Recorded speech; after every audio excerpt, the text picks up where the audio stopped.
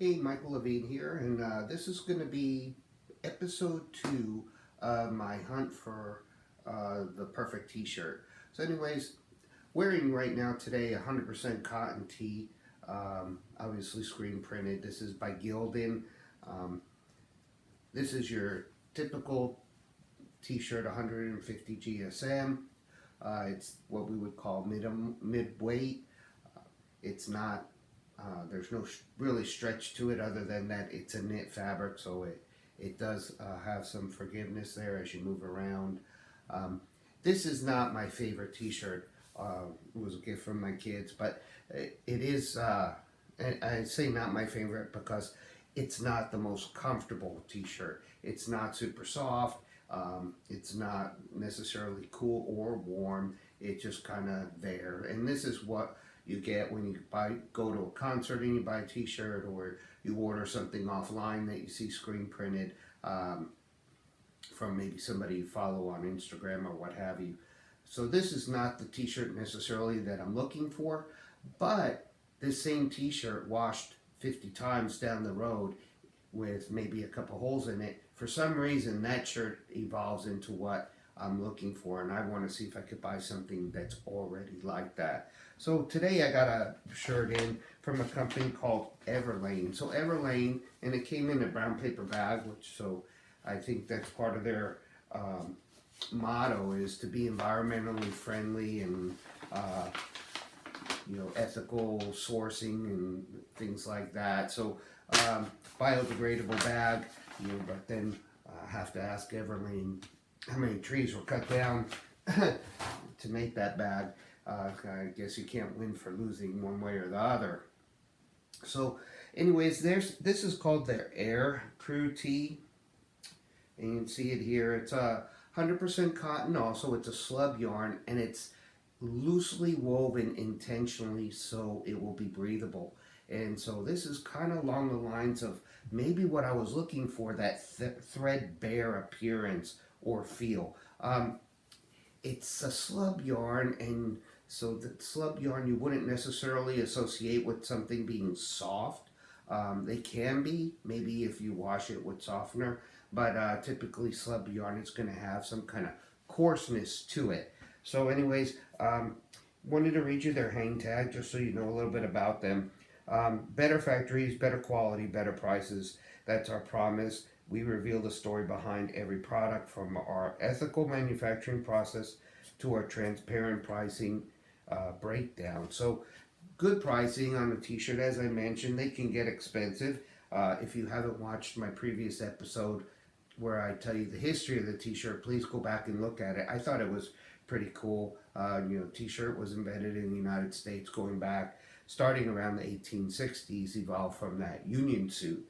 But anyways, Everlane, this t-shirt here, regularly $22. I got this one, I guess it's an off-price color, so they sold it at a discount. I got it for $16, and for some reason I got free freight, and I don't remember if that was because it was my first order and I got a discount, or there was some kind of special on it. So 3.7 ounces, 100, which is about 127 GSM. So like I said, this is going to be on the light side. 150 is going to be your mid-range. It's 100% cotton. They want you to machine wash cold. Let's see, get the instructions right here. With light colors, only non-chlorine bleach when needed, tumble dry low, cool iron if needed, large. What I want to make sure is that I don't want to have to iron a t-shirt afterwards.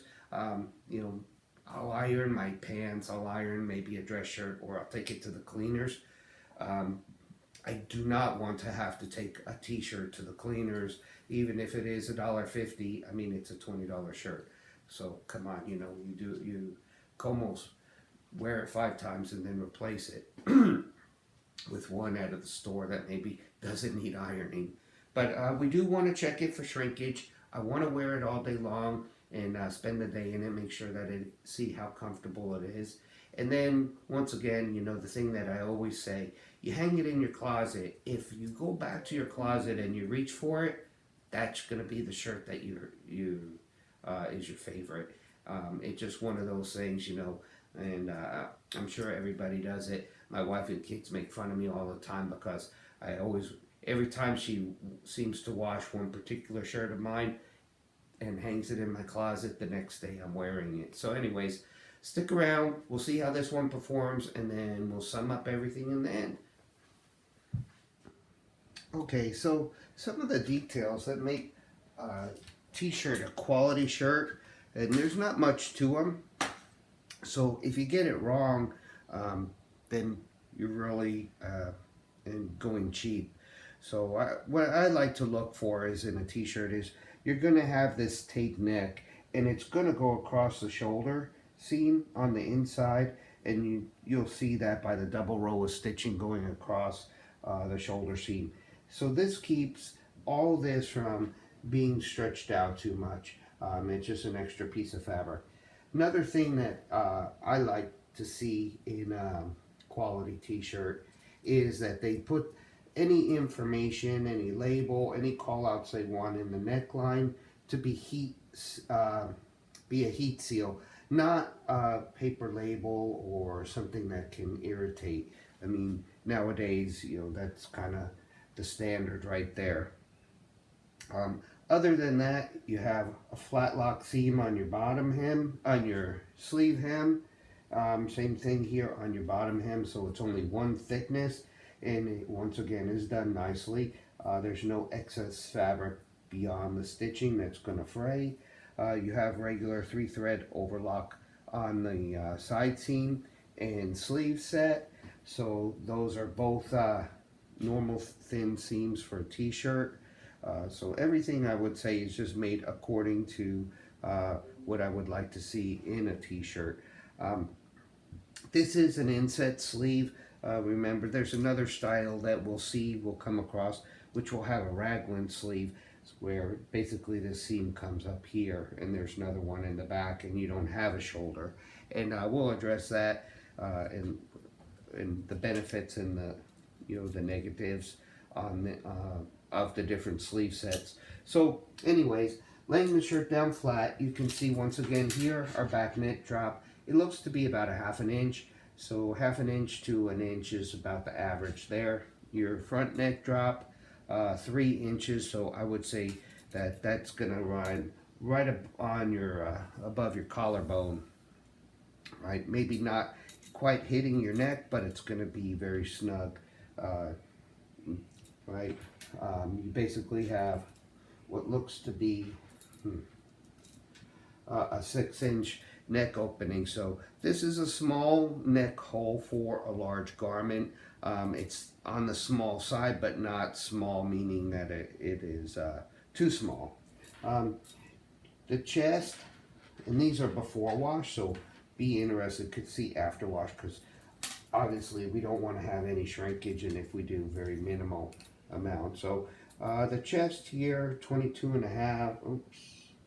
Let me make sure I'm right there on the fold. We'll do it right at the bottom of the armhole. So 22.5, so 45-inch chest, which is good for a large. The sweep, we wanted to see that be similar, so it's kind of straight down, and it is. That's 22 or 44 inches. And let me make notes of those.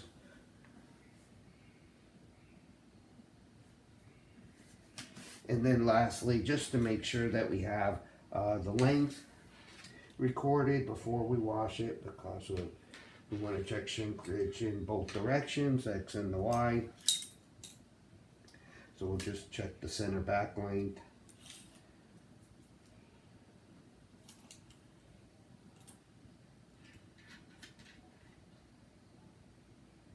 And 28.5, which is a nice length as well. You hear people talk about plumber's butt, and maybe they make the shirt tail longer to cover that. That's a whole nother subject about what we could talk about on pants all day, and how that shouldn't happen at all to anyone. But for me, especially being 5'7", the longer my t-shirt is, it actually becomes uncomfortable. If I tuck it in, it bulks up inside my pants, And if I wear it outside my pants and it's hanging down first, it makes my legs look shorter and my torso look long, which is something that I don't want to do. And it also gets kind of hooked underneath your butt, so you're always sitting on it whenever you sit down, or you're pulling your shirt up. So anyways, don't like long shirts. I think that's fine for big and tall, but I don't think that's a good solution just for if you're trying to fix a problem and cover somebody. So when they bend over, they don't expose themselves. There's better ways to go about it. So anyways, we're going to wash the shirt. We're going to wear the shirt. We're going to see how it handles a wash. Make sure it doesn't shrink. Like I said, made in Vietnam in a factory not far from where our main office is. And so, okay, so we got the shirt out of the dryer. And you can kind of see it's a little rough appearance, but at the same time it's a slub fabric, so it's kind of goes hand in hand. That was the idea of using the slub, was to make it not smooth. Want to see if we got any shrinkage in the garment. So if you remember, the chest measured 22.5 before wash. Now, let's see, 21.5. So we got a little bit of shrinkage going across. Our neck up here measured 6. And we're getting like 5.5.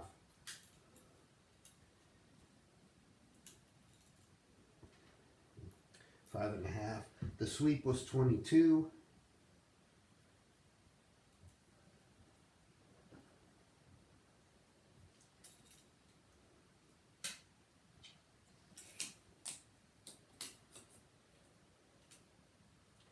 Yeah. Say 21.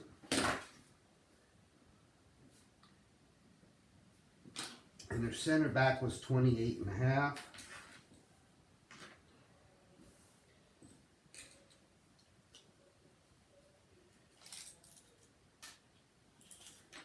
And yeah, 27.5. So we lost an inch both in the length and width. That's about 5%. It's still, I would say, within the measurements I would expect from a large. So let's try it on, see how it looks. You know, as it looks like we got a little bit of twisting here.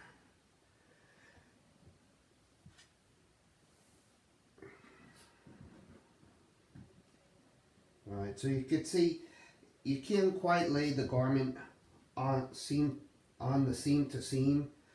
We have some skewing in the fabric. It's going to cause the seams to twist a little bit. It happens with knits. When it doesn't happen, that means you got a great one. If you have it happen, it just means it's kind of normal, and hope for not much. So we can look here and see. Just what you do is you lay it as flat as you can so you get no wrinkles. And you can see right here, so we have what appears to be about 1 inch skewing from down the side seam. And hopefully that's not noticeable when we put it on, that we won't feel like the garment is twisted. Okay, so here's the shirt on. It is kind of fitted around the neckline. It's not uncomfortable, but it is close. The rest of it looks okay. It hangs smooth. This is right out of the dryer, no iron. I really don't feel how the shirt is torquing at all on me, so I think we're okay there. As you can see, it is a little tight. It fit me better before wash. But overall, I would say it's okay.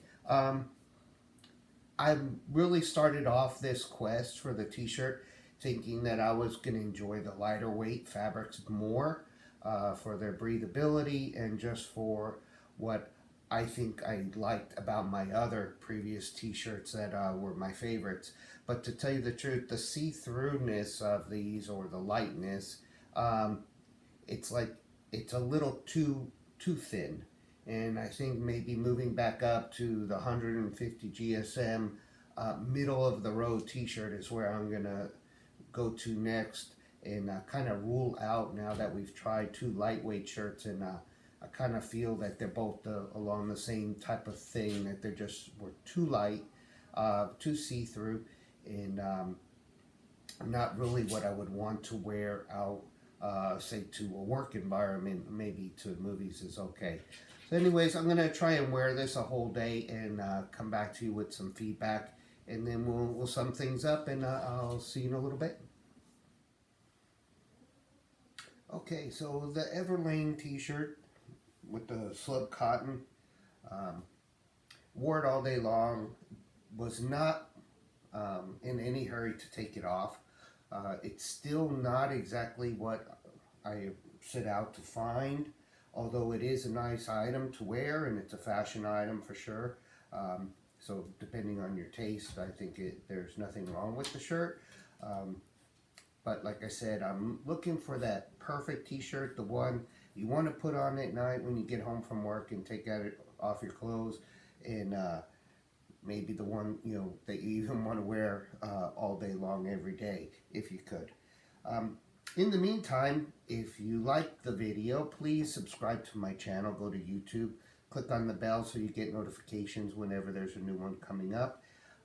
And if you work for a company that makes apparel and you're interested in producing something like this in Vietnam, my company Aurora, we have the largest available capacity in Vietnam. We make everything from knit and woven activewear to knit woven tailored clothing.